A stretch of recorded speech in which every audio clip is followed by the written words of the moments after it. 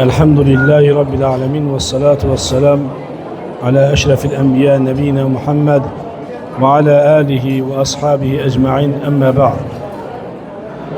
Aziz, değerli meclis ehli, ilk önce sizleri Allah'ın salamıyla salamlayıram ve evlenen gençleri tebrik edirəm ve Allah'tan isterim ki Allah Teala onların evliliğine bereket versin.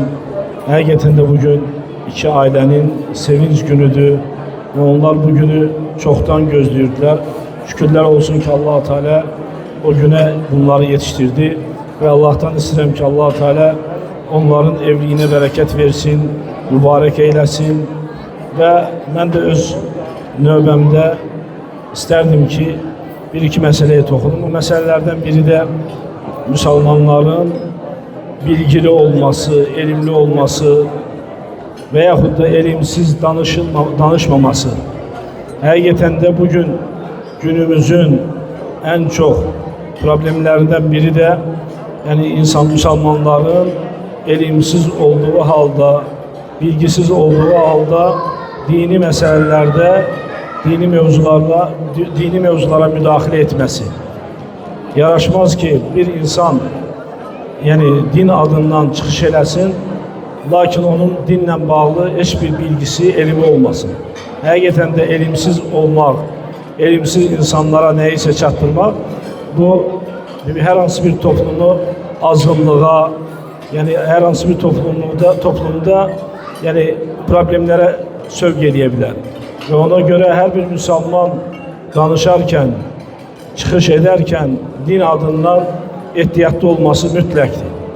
Dünyavi meselelerde tabii ki olar.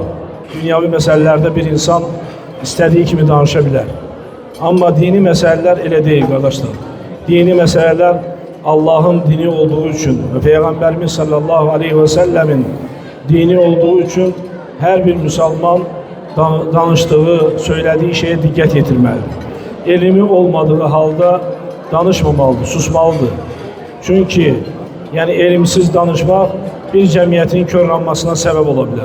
Elimsiz danışmak karşı durmaların yaranmasına sebep olabilir. Çünkü elimsizlik insanları azgınlığa, çaşbaş olmaya sövq edir ve insanları birbirlerine karşı durmaya sövq edir. Ona göre her bir Müslüman danıştığında dikkatli olması lazımdır. Çünkü elim yani İslam'ın esaslarındandır. Din adından çıxış etmek istəyir ise o zaman üzerimize düşen yani elimli olmamız lazımdır. Eğer kiməsə neyse öğretir ise, kimisə nedense çekindirir ise mütləq bu meseleler elim üzerinde hayata geçmelidir.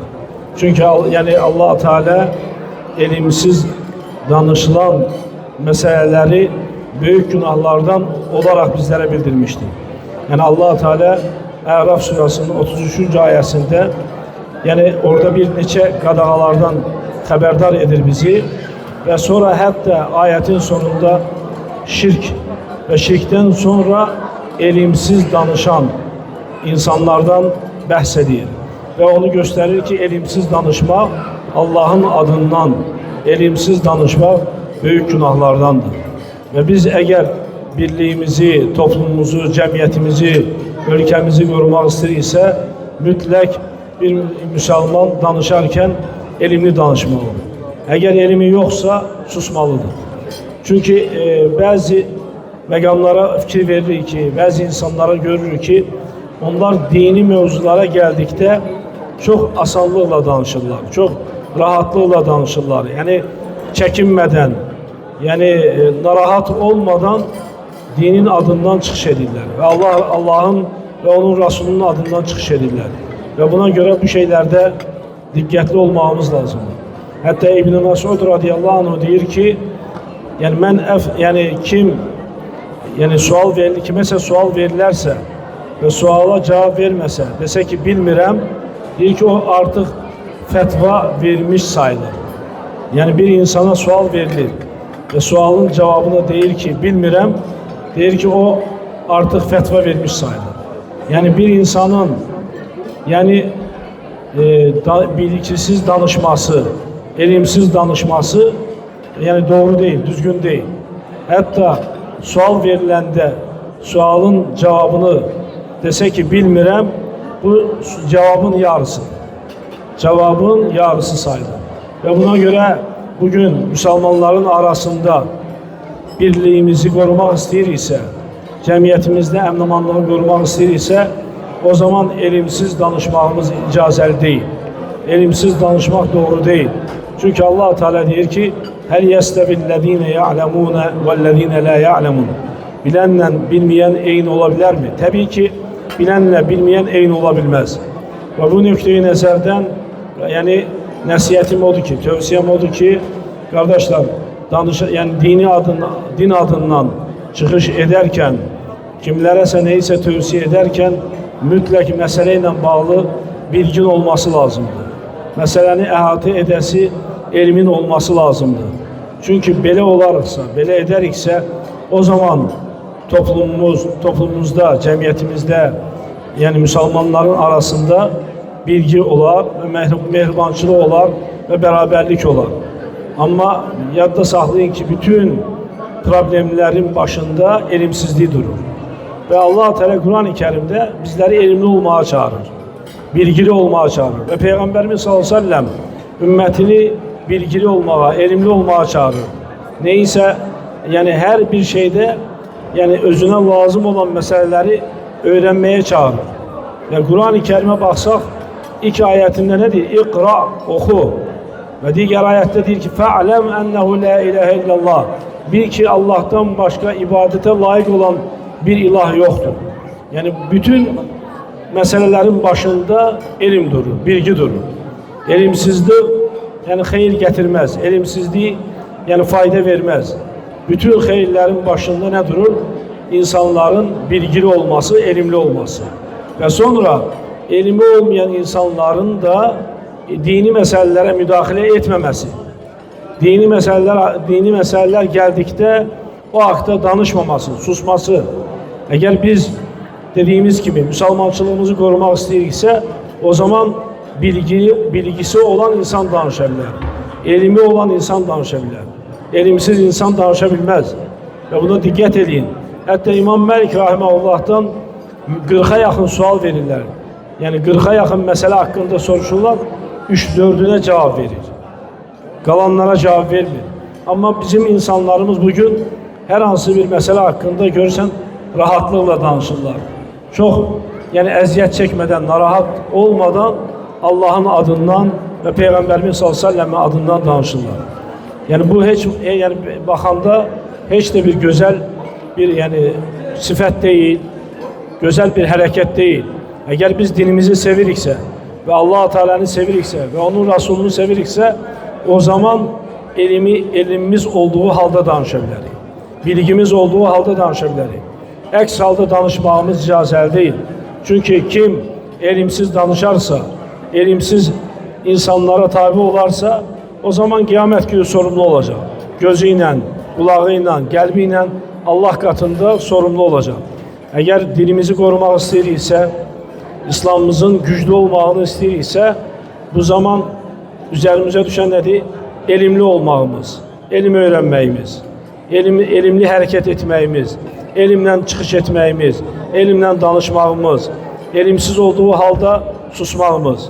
Yani bu şeylere dikkat edin kardeşler. Çünkü yani bugün fitnelerin çoğaldığı bir dönemdir.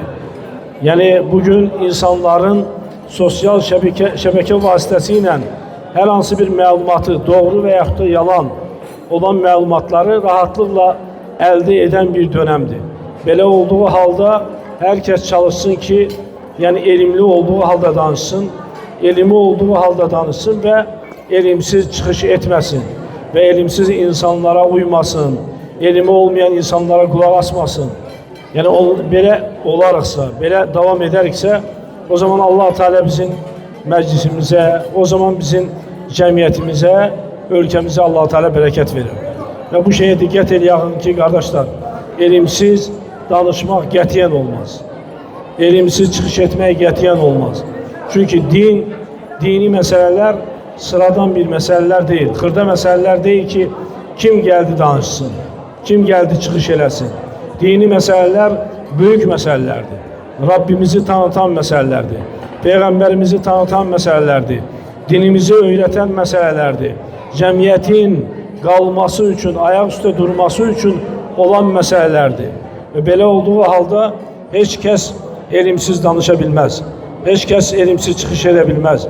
Peyğəmbərimiz sallallahu aleyhi və səlləmin döneminde bir toplum sahabe gelirler Peygamberimiz sallallahu aleyhi ve sellemin ibadetiyle bağlı suallar vermeye ve suallar verirler. Peygamberimiz sallallahu aleyhi ve sellemin hayatıyla bağlı, ibadetiyle bağlı.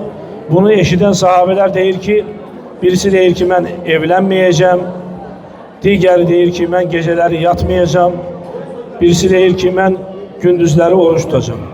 Ve Peygamberimiz sallallahu aleyhi ve selleme bu haber çatanda ve Peygamberimiz sallallahu aleyhi ve sellem dedi ki o kavme, o tayfeye ne olur ki onlar belə değiller.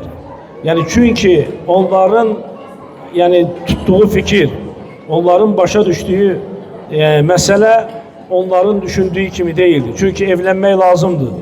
Evlenmek bir cemiyetin artması için, çoxalması için sebeplerden biridir. Veyahut da geceleri yatmak her bir insana lazımdır. Çünkü geceni yatmayan insan gündüz hareket edebilmez.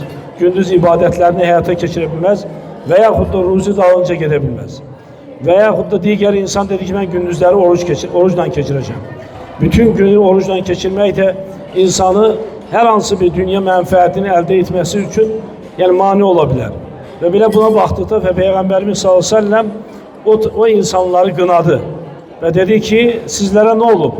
Ben geceleri yatıram, ben evlenirəm, ben gündüzleri oruç tuturam veyahut da gündüzleri yani yemek yeyirəm.